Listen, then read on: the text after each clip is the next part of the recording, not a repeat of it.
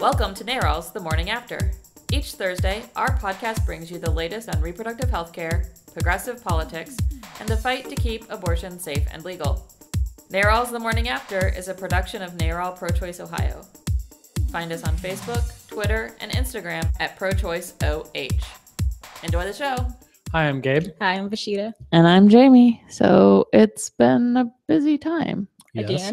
Again. You think we all said like after the legislature went away, it was going to get a little calmer, and but no. So we're going to start hyper local and then kind of move national this week, and start with what's happening in Toledo, which is really, really exciting, good stuff. So let's start on good news for once. Good Yay. news. We don't get that very often. So Toledo City Council, I guess 2 weeks ago now, maybe even 3, introduced a clinic protection ordinance. It's very similar to what Columbus passed just over a year ago. Right. We did this. Yeah, we did this in Columbus. But they didn't do this. No. And Okay. and there's a state bill too. Representative Stephanie House and Michelle Lepore Hagan have a state kind of version of the same thing. But of course, with our state legislature, that's never going anywhere. So we're kind of looking at different cities, and the activists in Toledo saw what happened in Columbus and said, hey, we want to do that too. So they worked with some local folks up there and drafted a similar piece of legislation. So that has been introduced, and we're working, and we'll put in the show notes the email Toledo City Council folks in support of it link that we have. So you can take action and tell Toledo City Council why this is important for the clinic. Right. So this would be basically the same legislative language as what Columbus used? It's pretty damn close. Okay. So it talks about how you cannot physically inhibit somebody from going up to the clinic. So an individual person, you can't like stand in their way or physically block them or touch them or do anything to them to stop them from accessing. You can't block the sidewalk. I mean, the driveway or other areas for cars to get access to the clinic. Right. And then you cannot commit disorderly conduct. So if you commit disorderly conduct within 20 feet of the clinic premises, you get an extra charge. It's a worse penalty. Okay. Well, that sounds good. Yeah. Absolutely. So, I mean, the opposition hates these things. Yes. And they claim that it's violating their freedom of speech. Yes. But what you just described basically says, hey, be polite. Yeah. Yeah, we're protecting someone who's going to get some type of services that they already may be on a edge about or, just having to deal with. So. Yeah. Well, and that's the thing. Like they, scream from the rooftops immediately that this is impeding on their free speech rights and blah, blah, blah. But, they're totally ignoring the actual language of the ordinance and totally ignoring that if they're not being harassing and physically intimidating Absolutely. and, blocking the clinic, they can do whatever the heck else they want to do. Right. We saw that in Columbus. We have a great visual image that we used in the Columbus ordinance hearing where, I took a picture of like a normal protest, which are annoying, but covered under your free speech rights, so totally allowed. Right. And was like, this will still be allowed. And then we took a screenshot of Coach Dave, one of our frequent Columbus protesters. Dave Daubenmeier. Yeah, if you lived in, you want to Google him. yes, if you lived in Columbus in the 1990s, you heard all about him getting fired as a London football coach because he forced his football players to pray, and the ACLU sued. So then he turned to just being a full-time jerk and harassing people constantly. That's such a stupid thing because my brother played high school football, and after every game there was a prayer, and it was normally players from both teams on the field together, and one of the players from one of the teams stood up and they said a prayer, and the guys that wanted to participate took a knee and bowed their heads, and it was fine. Yeah, absolutely. And I'm a big old atheist who believes in the First Amendment, but I got no problem with football players on the field praying together at a public high school. I'm a little confused. You don't need to force it, exactly. Coach. Right, yeah, that's what it is. It's the forcing part. Yeah, yes, exactly. that's the problem. So Coach Dave, one occasion, well, actually probably more than one occasion, but this one we had video of, I got so close to one of our activists, Michelle's video recording of him being a ridiculous jerk outside of Planned Parenthood one day that you literally can only see his nose and his goatee. Wow. That's how close to the camera he was. So like the juxtaposed picture was, And that's this is not okay. That's not with a zoom lens. No, that's just he was that close. that close. Clearly he has nothing else better to do. And then in the hearing, he actually was like, that was my face. He was all proud of it too. Yeah. So Okay. no, the protesters will still be out there. They'll still be able to try to hand women materials. They'll still be able to talk to them. They'll still be able to scream whatever they want to scream. That is all protected under the First Amendment rights. How no matter how annoying and irritating it is. Right. They may pray. Yes, they may pray. They may do whatever they want to on that front. They just cannot block or impede or physically intimidate another person outside the clinic. Right. Yeah. Anybody who objects to this is basically admitting that they have the intention of breaking the law and don't want to face additional penalties Exactly. because it's outside an abortion clinic. Yes, pretty much. Okay. We've got some terrific volunteers up there. This is being done by the city council. They're taking this on. They're, sponsoring the legislation. But it's spreading the word about it and educating the community is being done by some really great volunteers up there. Our own Annie has been working with the group called Keep Abortion Safe and Legal in Toledo. Yes. And so, we have to give them a huge acknowledgement for the work that they've been doing to let people know, hey, we need this. This is something that this community needs for the protection of its citizens going into this clinic. So good job to them. Yes, they're amazing up there for sure. Yeah. So, Mm-hmm. Toledo. Yeah. So that's outside that clinic. Mm-hmm. And then yesterday we had two events, one here in Columbus and one down in Cincinnati outside, and I'm using air quotes, clinics. What do we do there? Fake. Yes, exactly. So we basically were protesting these fake clinics and the false information that they give out to those who go to seek their assistance. They've been given $1 million out of the budget. And what they do is they say that they're giving ultrasounds and they give you pregnancy tests and also give you fake information to make you feel like you should not or you will not want to have an abortion. These are crisis pregnancy centers. Yes, CPCs. Absolutely. Yes. We did a protest in front of Columbus yesterday. I mean, the one here in Columbus, and then there was the one in Cincinnati, which, judging from the pictures, went very well. It did. Very well attended. So this the idea of protesting outside CPCs, this was a new thing for us. Mm-hmm. And it came from Lady Parts Justice, who was just in Ohio with their Vaginal Mystery Tour up in Cleveland. But as they've been doing this comedy tour across the country, they've also been organizing their own protests to expose fake clinics. That's their hashtag, expose fake clinics. And in addition to the ones that they've organized, they've asked other groups like NARAL affiliates or just, whatever community groups, supporter groups they have to stand outside these crisis pregnancy centers and let people know, hey, this is not a real clinic. They don't provide health care. It's just what Vashitta said. They might offer you a pregnancy test or an ultrasound, but as I've been saying, an ultrasound doesn't do any good if you don't have a qualified ultrasound tech to actually tell you if they see something wrong. Exactly. And that's a CPC. So, after we wrapped up our protest in Columbus on Broad Street, the CPC there is one that's just down the street from Founders, an actual abortion clinic. Kelly Freeman and I, our field organizer, we drove down to Cincinnati and were met there by 25 organizers, a really terrific crowd, some staff from Planned Parenthood, and a bunch of volunteers out there, and stood outside the Pregnancy East Center, another fake clinic that tries to let you know what you can do if you're pregnant, except they won't give you all the answers. And false information too. Right. And we were out there for an hour and a half and just had a really terrific a terrific protest outside there, let people on the street know what this place is and the harm that they do to women.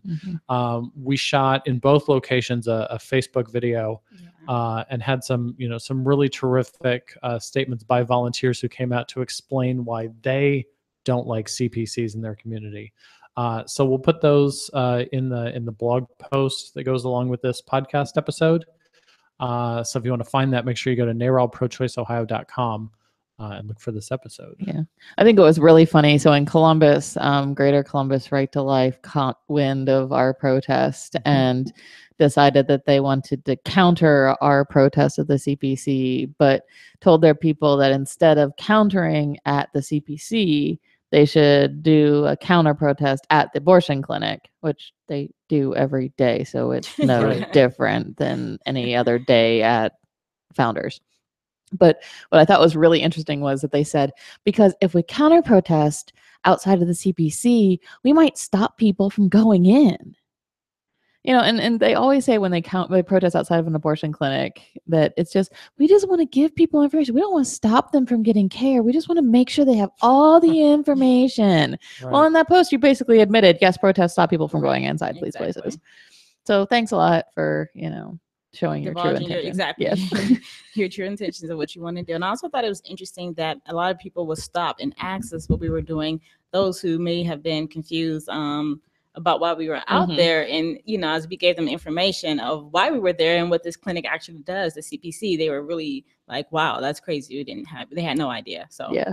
Well, one woman actually pulled up in her car, like right next to one of the volunteers that day. And it was funny because I was standing on the other side of the group, so I couldn't hear and the woman like drove away with this scowl on her look. So I couldn't decide if like she was hating us or she was hating the clinic. So when I asked Stephanie like what happened, she was like, yeah, she had no idea. And she was so irritated and angry that she had no idea what was happening behind those doors. Right. Yeah. People don't like it. And then when they find out that the state of Ohio gives these anti-abortion groups $1 million every couple of years through our state budget, they get even TANF funds. Out of TANF funds. Yeah. So, they're absolutely horrible organizations that waste taxpayer dollars and do destructive things by misleading women. And they're all over our state. Yes. So way too many of them. Those were two really great protests. I'm not sure if we'll do that exact thing again, but I wouldn't rule it out. So yeah, I think we had people who actually walked away. Yeah. Yeah. Nice. Okay. Yeah. So that's what's going on in the state of Ohio.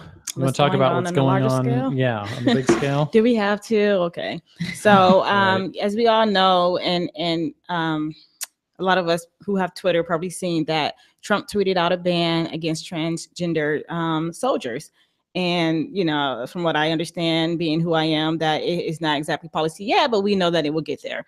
And so this ban is basically saying that it costs too much money to have transgender soldiers in the military. And this is coming from a man who dodged having to serve in the military himself. So that's why I find it so ironic that you can pick and choose who can serve and who, and these are people who want to serve their country, like they're signing up to do this. So, right. Yeah. Well, it sounds like nobody else knew. Yeah, exactly. Like I was reading a Politico article where, so like his first tweet was something like, I've talked to my generals and other experts, and the United States military will no longer allow ... And it took 9 minutes for the next tweet to come out. So like there were some, I guess, lower level, it was a political article, we'll try to find it and put it in the show notes, like some low level folks in like the Pentagon wondering if like the president was about to say no longer allow North Korea to run ripshod over and like announce war. I mean, that the rest of that tweet could have been over a whole Twitter. Host of different things. Exactly. And you never know what the hell he's going to do on Twitter. So as a social media manager, you can pre-write your tweets, people. You write them out and then you copy and paste. It's not rocket science. Oh my gosh. Okay. Nothing sorry. Is. Yeah, please exactly. continue. Yeah. And so, and then beyond, just not knowing how that sentence was going to end, once the sentence did end with transgender soldiers to serve in our military, blah, blah, blah, was, the Pentagon officials had no idea that was coming. And yeah, like you said, like they haven't actually changed the Uniform Code of Military Conduct. And that like each different division has to change their each different thing. And so, no, I mean, if you're a transgender soldier serving in the military right now, you are still legally serving in the military, and you still deserve all the rights of that. But they were talking this morning on the news about what happens if today in Iraq or Afghanistan, a transgender soldier dies. Are they actually eligible for a military funeral? Right. Are their family eligible for the military pension that goes along with that? Yeah. Do they get combat pay? Yeah. Are they, what is the impact of this? Even though they haven't changed the rules, what is the impact of it? Right. Well, that's been one of the big questions the entire Trump administration is, does a tweet from the president carry the authority of something like, an executive order? It's a statement of policy. And he wasn't stating that like, I don't think. Right. He was very Those were phrased as, this is our new policy. Yeah. I talked to generals. I'm not sure which generals you talked to. Well, I've got one of the political articles about this open. And so their version of events was that basically this idea started in Congress. And so while nobody knew that this was being decided in the Pentagon, people in Congress knew that this request was going to the White House. Robert Ardenholt, who's a Republican member of the House Appropriations Committee, said this isn't about the transgender issue. It's about the taxpayer dollars going to pay for the surgery out of the defense budget. Which, I mean, the defense budget is like the largest budget of any kind of budget anywhere in the world for anything. Yes. And the idea that, the United States of America can't afford a few surgeries of people who are serving our country honorably. Yes, exactly. Is insulting. Actually putting their life on the line for this country. Right. Yeah. But according to this Politico article, they basically said to the White House, listen, we're not going to move forward on your border wall money if you don't give us something in return. And what we want is a transgender soldier ban. Now, I don't understand where your priorities are and who you think elected you to go to Congress if this is what you were sent to D.C. to do. Well, and wrapping hate in money. Right. Because we know for a fact that the military can say our insurance won't cover X because it doesn't cover abortion care. I mean, a woman serving overseas in another country where abortion is illegal can't even get to a country where it is legal to get one with her military money. Like, so they can say, so this is hatred and a ban on transgender soldiers wrapped up in a we don't want to pay for your surgery excuse. It is the lamest, most bullcrap ridiculousness. And this was a ban that was previously overturned by the Obama administration. Yes. Yeah. Well, apparently, according to Politico, so I'm assuming that they've got their facts checked. Defense Secretary James Mattis would not overturn this policy, and so that's why they went to the White House. And it was this ugly quid pro quo for border wall money of all disgusting things. Yeah, exactly. It's like, we're not going to let you screw over these people over here unless you screw over these people over there. That's exactly what it is, tit for tat. Yeah. I mean... Yeah. So many people were coming up with a comparison between what the tiny budget is for gender reassignment surgery compared to what the Pentagon spends on Viagra, which the fact that the Pentagon's spending any amount money on Viagra, I'm never a huge fan of using that they're spending it on Viagra because I do feel that Viagra is part of a legitimate course of men's health. Not to knock, the drug or its uses, but are we really spending that much money on Viagra? Yes, exactly. We are. That's the short answer.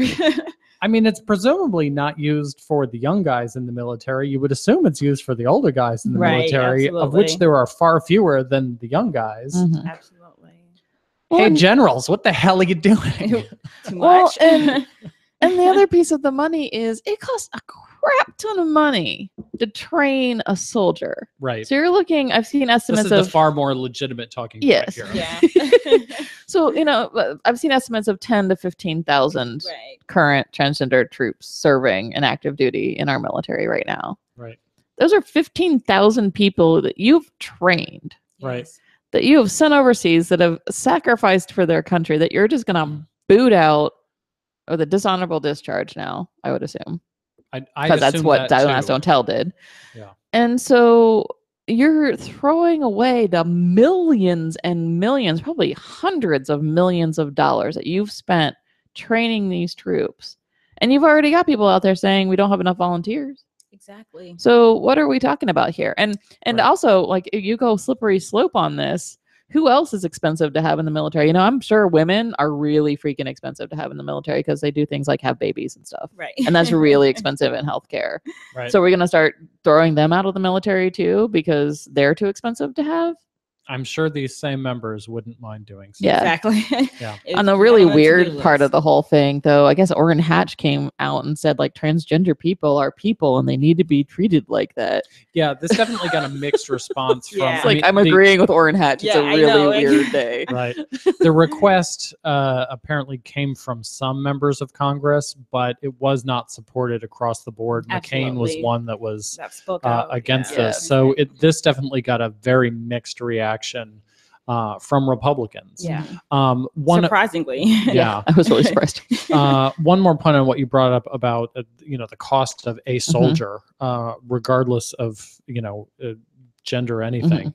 Someone out there is probably making the argument that these people just joined the military to get their surgery paid for. That anybody who makes that argument is really being insulting to every person that's in the military, because I've had friends who've had their children recently enter the United States Navy.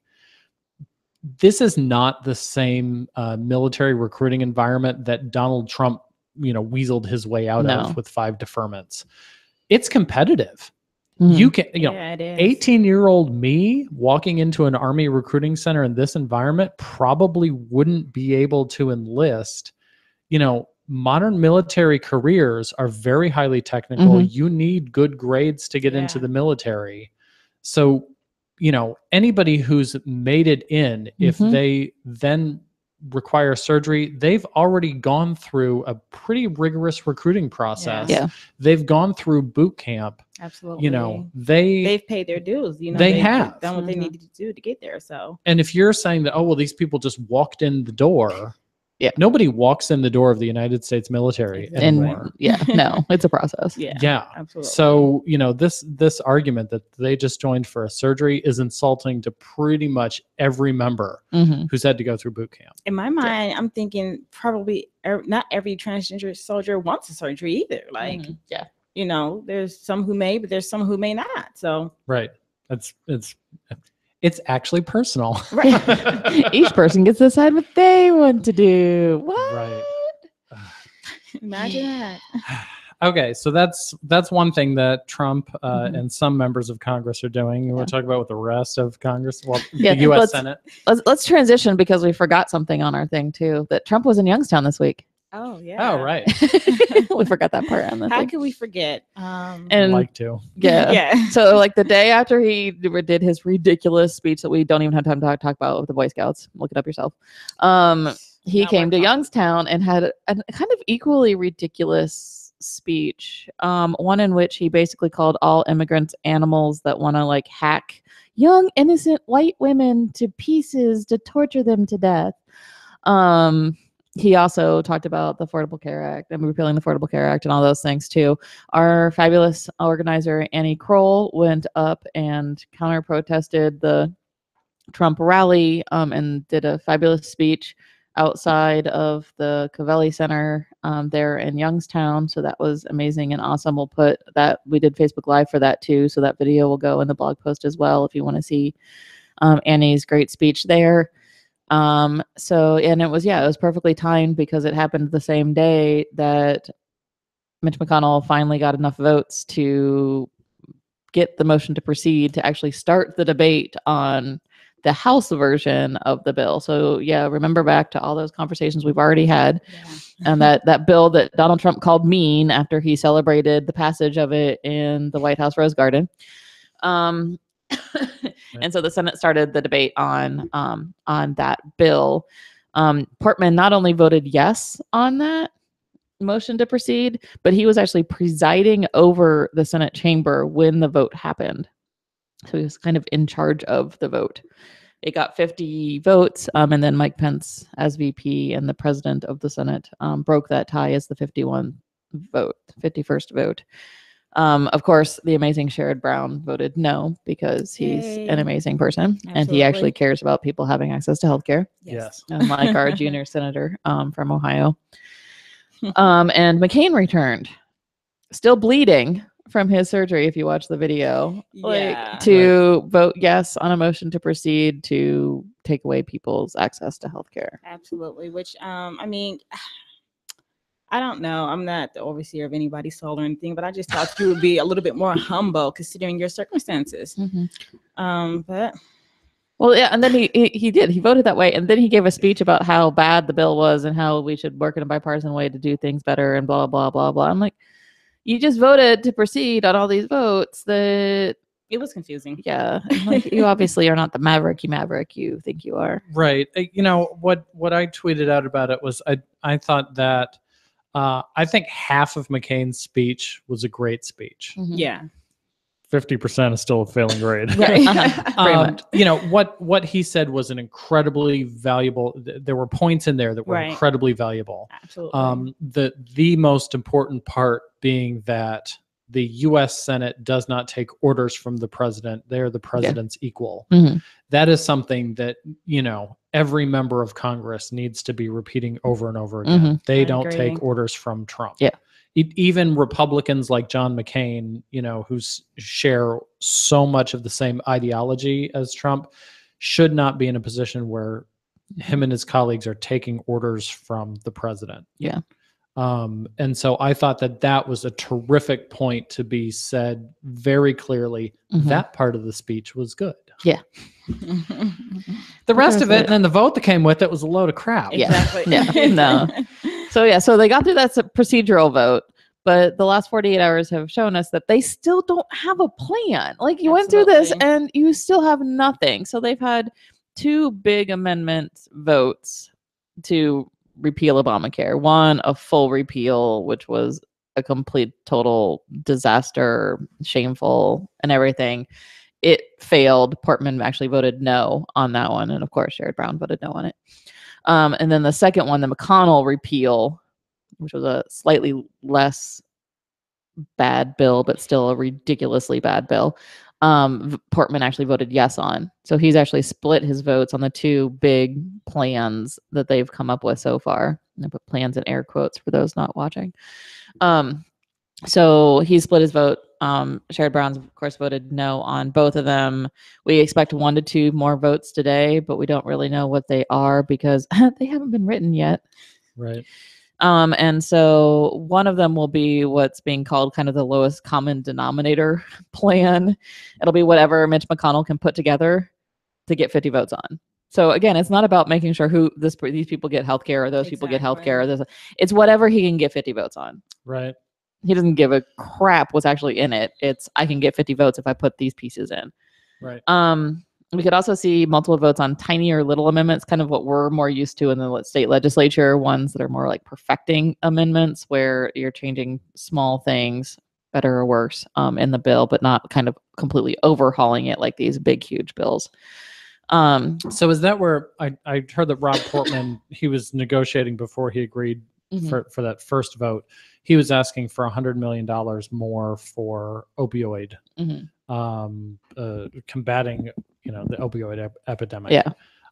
So these are these sort of things. Those kinds of things. So there were a couple like Democratic ones ensuring like people with disabilities still have access to Medicaid or those kind of things. So yeah, it's those kind of littler kind of plans. I think these are important to note because they're almost certainly going to be the sort of amendments that people pivot a lot of their messaging on. Mhm. You know, we're going to hear from Rob Portman's people. Oh, he held out for an extra $100 million on opioids. Yeah. You know, whatever. Mhm. And that's one specifically that Kasich has already condemned, saying, hey, even if you get $100 million for to fight opioids, it still doesn't replace the damage that you're doing by destroying access to Medicaid. Yeah. So these little amendments, people need to make sure they understand they're not good enough. No. Right. Well, and Portman is using it to excuse his vote on the motion to proceed. Absolutely. I had to vote yes on the motion to proceed so that I could introduce this piece of crap amendment to make this piece of crap bill Right. just as bad as it already is. Right. Yes. The bill is still deadly to many Yes. people. So And Portman's AKA sacrificing stay them. woke. Yeah, exactly. Yeah.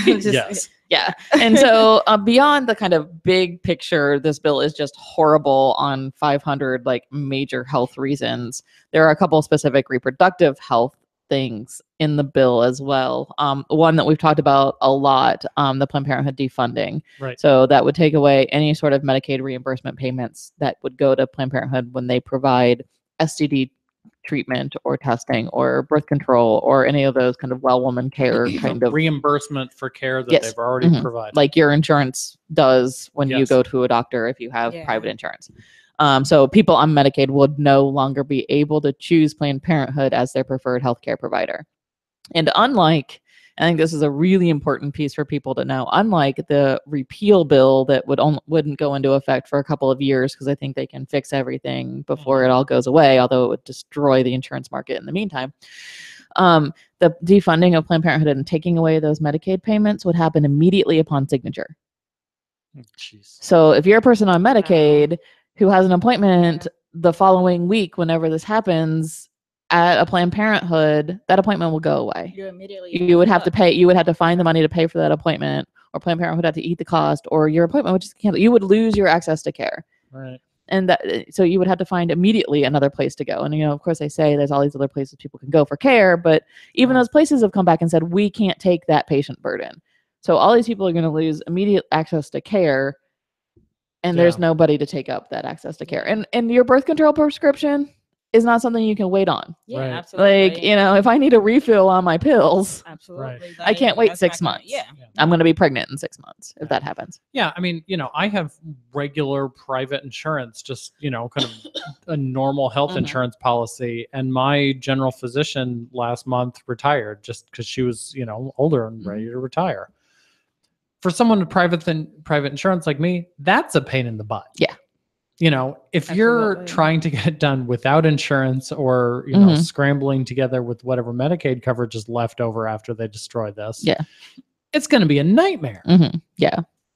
And then on the private insurance side, we're going to destroy that abortion coverage in the private insurance markets two ways. One, they're going to pass what was the Stupak Amendment. If you were paying attention way back when Obamacare got passed, the Stupak Amendment would have banned abortion in all of the plans offered in the exchange. So Ohio has this. We have an Ohio version of this that got passed. This was the idea where anybody who wants insurance is going to have to get like a completely separate Yes. rider. You're going to have to predict maybe years in advance That you might need someday abortion. You might want an Yes. abortion. Yeah. Which people will never do. And insurance companies won't offer it because people won't buy it. Right. So, it'll totally take all abortion coverage out of any plan offered in any state exchange, even if you live in California and the laws are fabulous. And there will be no writers available because insurance companies just don't write those. Right. The second half of that is which I find interesting, as an organization that provides abortion coverage in our health insurance plan, we would be directly impacted by this, a tax penalty for a company that does offer an abortion coverage in their insurance plan. So if you buy a plan that has insurance coverage, you will have to pay a tax penalty because you want to provide abortion coverage to your employees, which no company is ever going to do. We might, but no general company out there is ever going to do. You're going to buy a plan that costs more money just for the hell of it. So this is basically like a lose-lose situation. Yeah. So basically, the experts in the field are saying that this will basically remove abortion coverage from the entire private market. The idea that the pro-business Republican Party, who loves insurance companies because they get, millions of dollars of campaign donations every year from insurance, groups.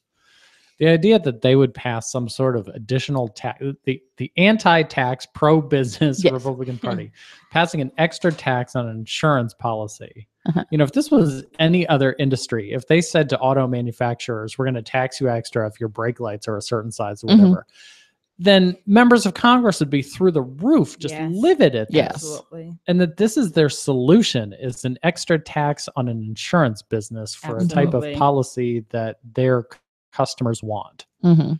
It's disturbing. Yeah.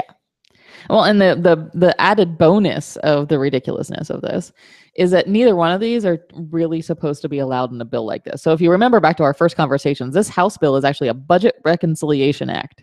It's not a normal bill, which is why they can get it through the Senate with just 51 votes, because the Senate for a normal bill needs 60 votes, but a budget reconciliation bill is a bill that's only supposed to have certain pieces in it that relates to money. Okay. So they're kind of doing a single subject Ohio budget crap with this budget reconciliation bill and adding stuff in that technically shouldn't be allowed in there. That even the Senate parliamentarian, like last Friday, said that no, this Planned Parenthood defunding stuff and this abortion coverage stuff really shouldn't be allowed to be an amendment into this bill. Whether or not they follow their rules and are forced to follow their rules, like we see in Ohio all the time, that doesn't actually happen. Right. So it'll be really interesting to see where those do play out on this front as well. So there are 3 ways this could play out. Let's finish it up with what you need to pay attention to. 3 ways this plays out. 1, McConnell finds something that gets 50 votes, and then Mike Pence becomes 51, and they pass something out of the Senate. God knows what it is, because it's not actually written yet. The House would have 2 options. Pass that one and say, okay, well, let's just do something and get that passed. Right. And in that case, if it had the Planned Parenthood defunding in it, it would pass the House. The president would sign it immediately, and Planned Parenthood would be defunded immediately, and appointments would start to get canceled. Oh, yeah. McConnell couldn't get 50 votes on anything, and he just moves on in the agenda. He kind of puts a hold on it and moves on to whatever else they want to do to destroy the country next. Tax reform, apparently. Probably. In that case, they could come back to this repeal conversation at any time. It would still be alive. They could come back to it anytime they wanted to come back to it. It could pop up at any time. But we get a delay at least. Right. Or the third option is McConnell's done with all this crap and he can't get 50 votes and he brings something to the floor and it fails. And at that point, it's all dead because the House bill has failed to pass the Senate and they've got to go back to the drawing board with a whole new bill. We never win anymore. So with that one, I mean, we would still be having the conversation. That would be kind of the most, I guess the first option is also very definitive, but also very, very bad. So, right. I think the third one is the kind of the most definitive and the most winniness of it all. If there is such a thing. Yeah, is that, this bill would be dead in its current form and they would have to do something. So whether it would be, a John McCain, let's all come together and figure out how we can make things better, or if it would be an even worse, or whatever the heck it would be. Right. Jeez. Yeah. You're fun, Jamie. I started on good note, but I ended on Okay. It sucks. There's really no way to get around it. So call Rob Portman and tell him to continue to vote no on every single thing. And also, while you're at it, call Sherrod Brown and thank him for all of his no votes, because he really needs the thanks. Yep. Yeah, I agree. Right. Thank you, Sherrod Brown. Yes, thank you. Okay. You want to wrap us up here? I do, but before I do that, I wanted to quickly just say that on behalf of myself, and I'm sure NARAL, that we wanted to send our condolences to everybody who was affected in the tragedy yesterday.